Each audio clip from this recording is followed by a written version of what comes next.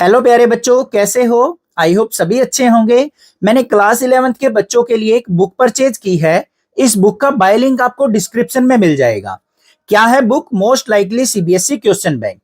अब जनरली मैंने देखा है कि क्लास 11th और क्लास 9th के लिए ना बहुत ही कम पब्लिशर है जो कि बुक्स लॉन्च करते हैं। तो ओसवाल ने ये बुक लॉन्च कर रखी है मैथमेटिक्स सब्जेक्ट के लिए। अब जो मैंने लिंक डाल रखा है उस लिंक से आप अदर सब्जेक्ट्स की भी बुक बाय कर सकते हैं, जैसे बायोलॉजी हो गया, केमिस्ट्री हो गया, फिजिक्स हो गया। अगर आप 11th को अच्छे से स्ट्रॉन्ग कर लेते हैं ना तो क्लास 12th में जाके आपकी काफी ज्यादा हेल्प मिलने वाली है। तो भाई क्लास 11th के कंसेप्ट को ज्यादा स्ट्रॉन्ग करके चलिए। अब इस बुक के अंदर क्या कुछ देखने को मिलेगा?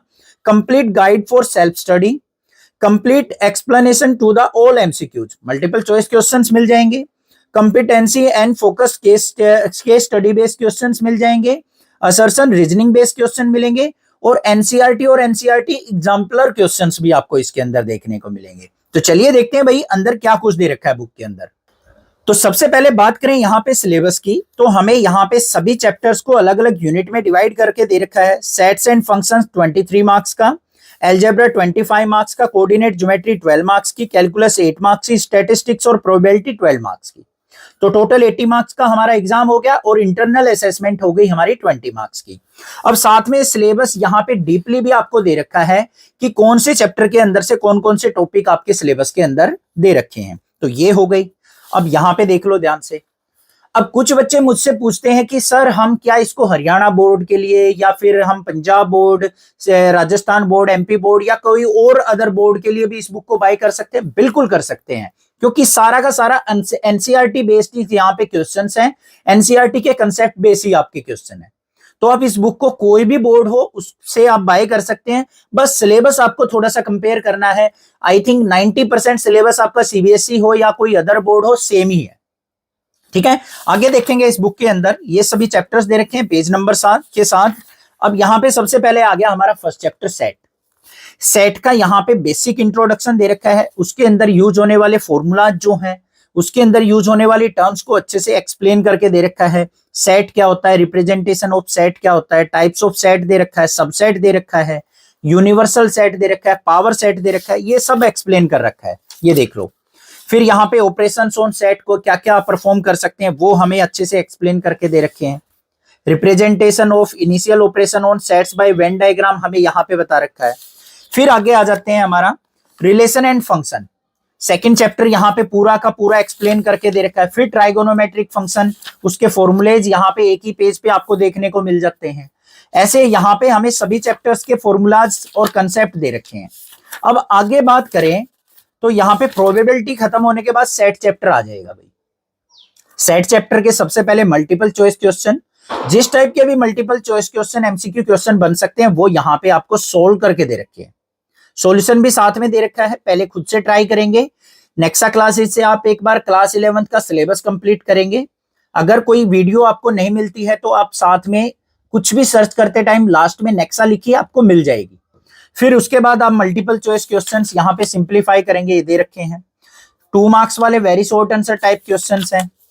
फिर हम यहाँ पे 3 मार्क्स के शॉर्ट आंसर टाइप देखेंगे।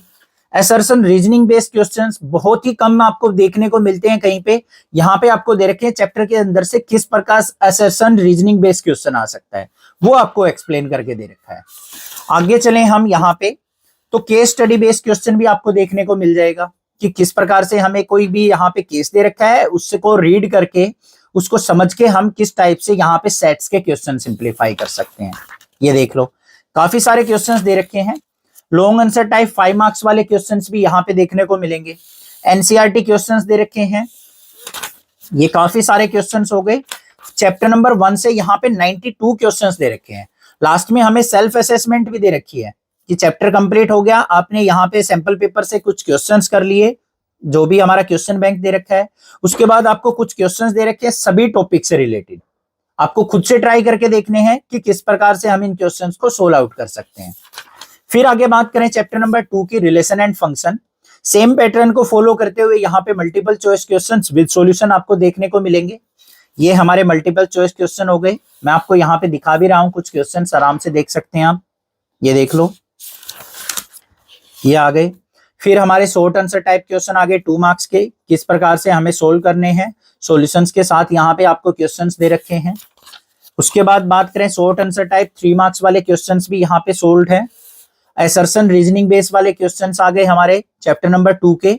सबसे पहले हमें इन चारों पॉइंट्स को पढ़ना है कि किस प्रकार से हमें यहाँ पे क्वेश्चंस के आंसर देने हैं, क्योंकि 2 क्वेश्चंस आपको असर्शन रीजनिंग बेस वाले मिलेंगे आपके पेपर के अंदर। तो यहाँ पे चारों ऑप्शंस को देखेंगे कि फर्स्ट वाले में हमारा असर्शन और रीजनिंग दोनों करेक्ट है तो ए आंसर को टिक करेंगे। असर्शन और रीजनिंग बोथ करेक्ट है बट रीजन जो दे रखा है वो गलत दे रखा है इस असर्शन का, स्टेटमेंट का, तो बी ऑप्शन सिलेक्ट करेंगे। असर्शन करेक्ट है, रीजन रॉन्ग है तो हम सी ऑप्शन को सिलेक्ट करेंगे। असर्शन रॉन्ग और स्टेटमेंट करेक्ट दे रखी है, रीजन करेक्ट दे रखा है तो हम डी आंसर को टिक करेंगे। तो ये आपको ध्यान से देखना है। ये असर्शन रीजनिंग बेस्ड क्वेश्चंस आ गए हमारे। फिर केस स्टडी बेस्ड क्वेश्चंस दे रखा है चैप्टर नंबर 2 से हमारा, ये देख लो। आगे चलेंगे तो हमारे लॉन्ग आंसर टाइप क्वेश्चन आ गए चैप्टर नंबर 3 के। एनसीईआरटी क्वेश्चंस आ गए हमारे। ये होने के बाद फिर सेल्फ असेसमेंट आ जाएगी। चैप्टर नंबर 2 के अंदर से भी 100 के आसपास क्वेश्चंस यहाँ पे देखने को मिल जाते हैं। तो 100 क्वेश्चंस अगर आप किसी चैप्टर से एनसीईआरटी के साथ करेंगे तो मेरे ख्याल से उनसे बाहर कुछ नहीं आएगा। फिर ट्राइगोनोमेट्रिक फंक्शन आ गया, बच्चों को डिफिकल्ट लगता है बट है इजी चैप्टर। फॉर्मूलेज अच्छे से आ गए ना, जो कि स्टार्टिंग में 1 पेज पे दे रखे हैं वो आपको अच्छे से करने हैं, तो ये भी आप अच्छे से चैप्टर कर सकते हैं। तो ये ट्राइगोनोमेट्रिक फंक्शन के मल्टीपल चॉइस क्वेश्चंस ये दे दिए, यहाँ पे काफी सारे दे रखे हैं। फिर हमारे short answer type, assertion reasoning based questions, case study based questions, तो काफी ज्यादा यहाँ पे क्वेश्चंस आपको एक चैप्टर के अंदर से देखने को मिल जाएंगे। यहाँ पे देख लो, इस चैप्टर के अंदर भी नियर 93 क्वेश्चंस दे रखे हैं। तो नियर अबाउट हर एक चैप्टर से 100 से अबव क्वेश्चंस आपको देखने को मिलेंगे। तो इस बुक को जरूर बाय कर लें, ज्यादा कॉस्टली नहीं है, तो आप इस बुक को जरूर बाय कर सकते हैं। लिंक आपको डिस्क्रिप्शन में मिल जाएगा, वहां से जाके इसको परचेज करें और अपने क्लासमेट्स को भी शेयर कर दें कि भाई इस बुक को परचेज करें ताकि आपकी हेल्प हो जाए। भाई सबको तो आप नहीं शेयर करोगे, मुझे पता है कि कहीं कोई मार्क्स आपसे ज्यादा ना ले जाए। कम से कम जो आपके जिगरी यार हैं, खास यार हैं, उनको तो, दोस्तों को तो आप शेयर कर सकते हैं ना।